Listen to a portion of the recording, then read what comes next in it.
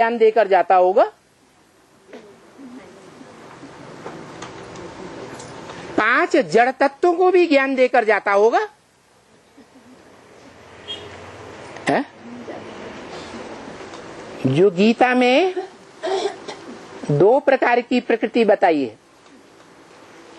एक जड़त्वमयी प्रकृति और एक चैतन्य परा प्रकृति, चैतन्य आत्माओं।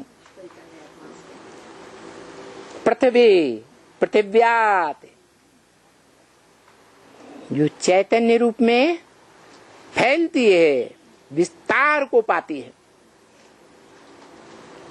जड़ भी विस्तार को पाती है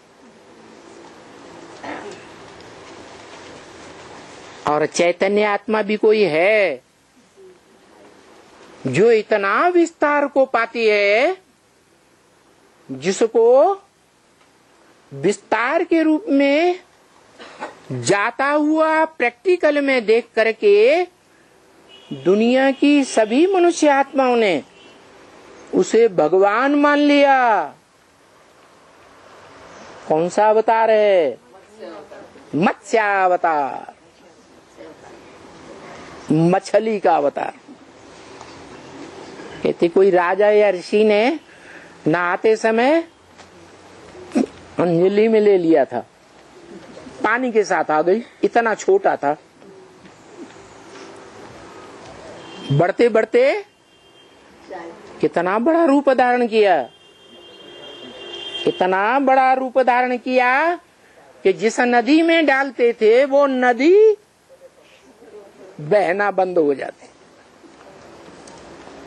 नदी का जल ही रुक जाता।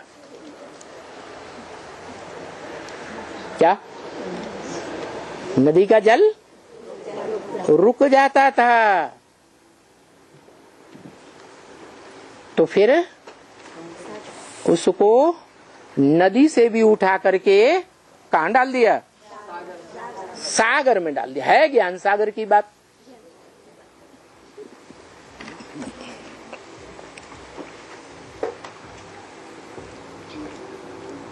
बताओ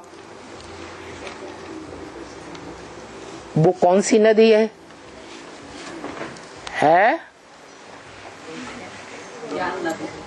ज्ञान नदी।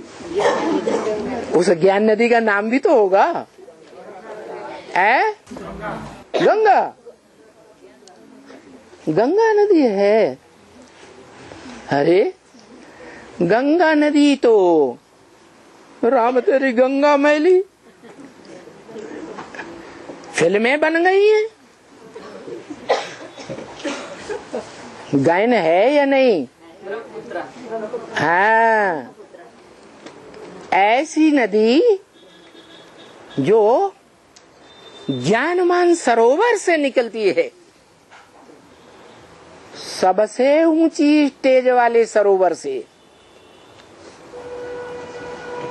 जिसके लिए बोला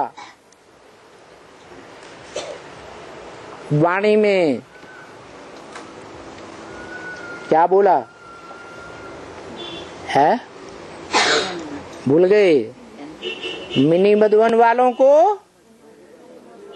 और मधुबन वालों को मधुबन छोड़ना पड़ेगा, गीता पाठशाला वालों को गीता पाठशाला छोड़नी पड़ेगी, और ज्ञान सरोवर वालों को कौन सा जो माउंट आबू में बना रखा ज्ञान सरोवर वो छोड़ना पड़ेगा। है कौन सा ज्ञान सरोवर है? कौन सा ज्ञान सरोवर छोड़ना पड़ेगा?